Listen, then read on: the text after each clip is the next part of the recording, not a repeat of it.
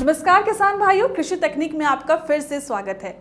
पशुपालन में गाय पालन एक बहुत ही अच्छा विकल्प है।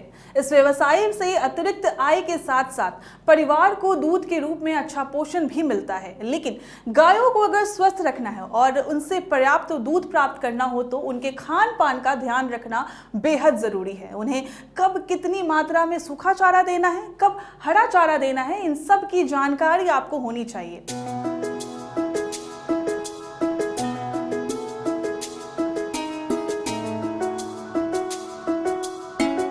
आज इन्हीं सब बातों पर विशेष जानकारी के लिए हमारे साथ मौजूद हैं पशु वैज्ञानिक डॉक्टर पंकज कुमार। नमस्कार डॉक्टर साहब, स्वागत है आपका कृषि तकनीक में। किसान भाइयों नमस्कार।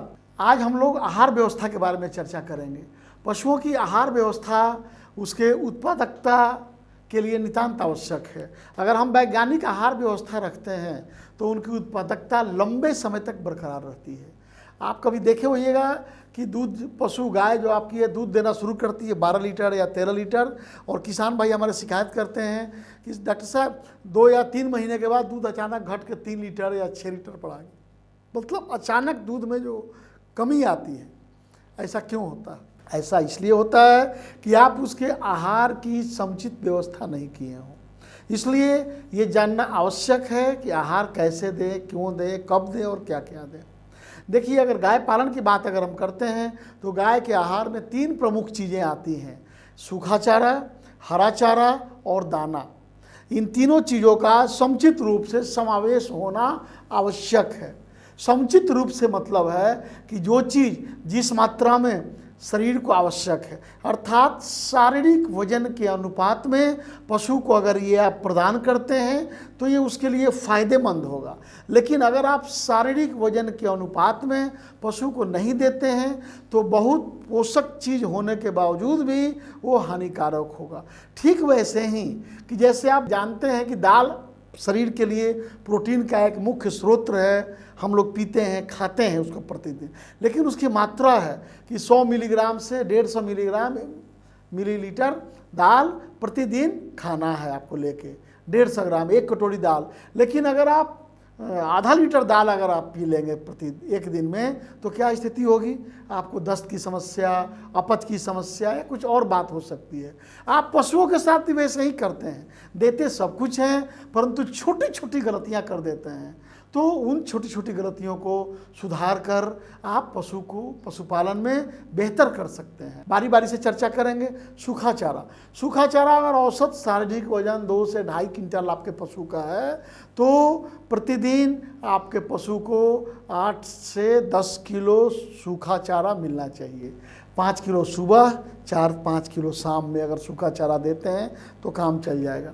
सूखा चारा में हमारे भारतवर्ष के प्रत्येक क्षेत्र में धान होता है तो धान का पुआल, नेवारी का कुट्टी बोलते हैं सो, या फिर गेहूं का भूसा दिया जाता है, अथवा मकई का जो प्लांट होता है उसको भी काट के सुखा देते हैं। हमारे खगड़िया, किशनगंज, पूर्णिया, अररिया, कटिहार ऐसे क्षेत्रों में मकई बहुत आय होती है तो वहाँ के हमारे पशुपालक भाई मकई को भी काट कर ड्राई कर सुखा देते हैं और चॉपिंग करके रख देते हैं और सालों भर देते हैं।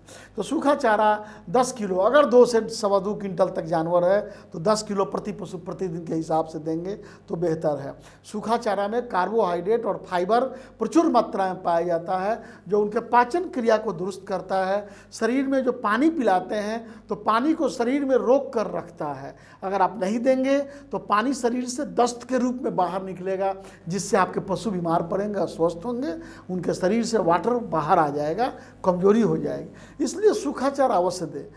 कभी कभी क्या होता है कि किसानों के यहाँ हरा चारा की बहुतायत हो जाती है, तो जब आपके यहाँ हरा चारा की बहुतायत हो जाती है जैसे बरसीम, जनेरा, जई, बाजरा इत्यादि, वैसी स्थिति में आप भूसा पुआल देना बंद कर देते हैं। ऐसा सोचते हैं कि ये किसी काम का नहीं है, ऐसा हरगिज नहीं है। हरा चारा कभी भी अकेला पूर्णतया न दें। अगर हरा चारा सिर्फ पशु को देते हैं तो उनके अफरा या पेट फूलने की शिकायत हो जाती है, दस्त किसी का समस्या हो जाएगी, लीवर पर इसका बड़ा ही प्रतिकूल प्रभाव पड़ता है, लीवर पर काफ़ी जोर पड़ता है पचाने के लिए। तो पाचन लंबे समय तक अगर आप देते हैं 10 दिन, 20 दिन, 25 दिन, तो उनकी पाचन क्रिया भी दुष्प्रभावित हो जाती है और वो पाचन क्रिया अगले 2-4 महीने तक दुष्प्रभावित होगी।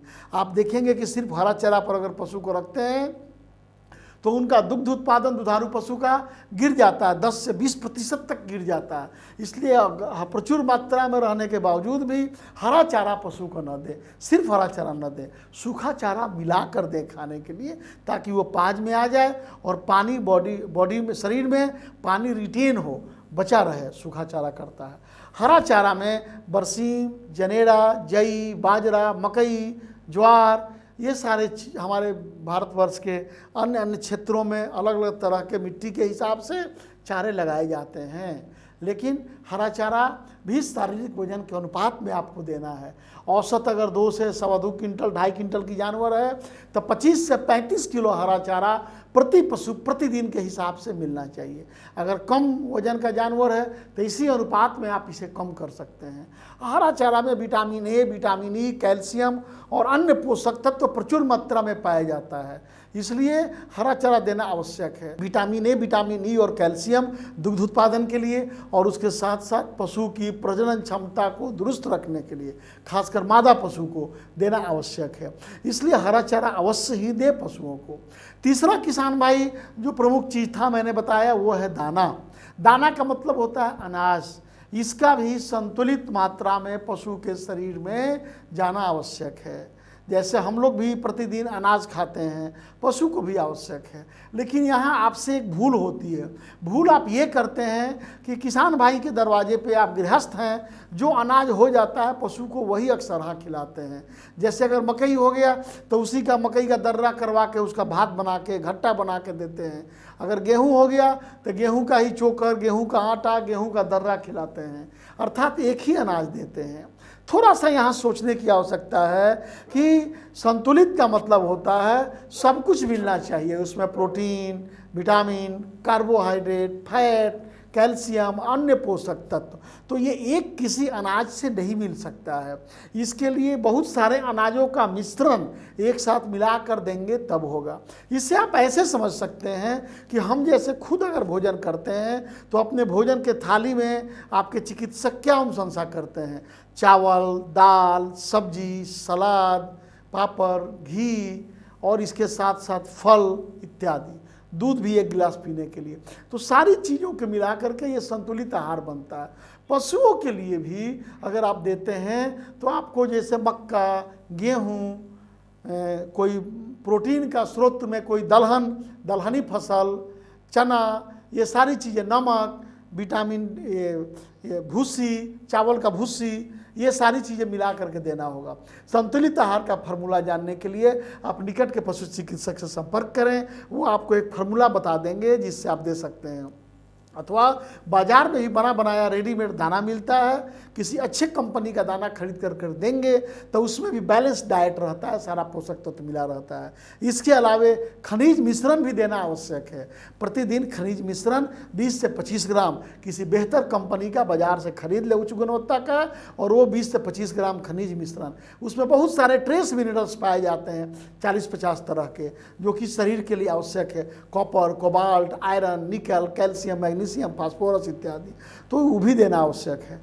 तो आहार में अगर इन छोटी छोटी बातों का ख्याल करें, उनका रख रखाव और शारीरिक वजन के अनुपात में अगर उन्हें दाना और खाना पानी दें तो निश्चित तौर पर उनकी उत्पादकता आप बरकरार रख सकते हैं, उनसे आप अधिक आमदनी प्राप्त कर सकते हैं और लंबे समय तक उनका दुग्ध उत्पादन बरकरार रख करके अच्छा दूध प्राप्त कर सकते हैं और इस व्यवसाय को लाभप्रद व्यवसाय के रूप में बनाकर खुशहाल जीवन व्यतीत कर सकते हैं। बहुत बहुत शुक्रिया सर इतनी महत्वपूर्ण जानकारी देने के लिए। संतुलित आहार पशुओं की जो वजन है उसके अनुसार दें तो उससे क्या होगा कि पशुओं की जो स्वास्थ्य है वो बेहतर रहेगी और आपकी व्यवसाय भी बहुत बेहतरीन हो जाएगी। ऐसे ही तमाम जानकारियों के लिए हमारे चैनल कृषि तकनीक को सब्सक्राइब करें और बेल आइकन दबाना बिल्कुल ना भूलें।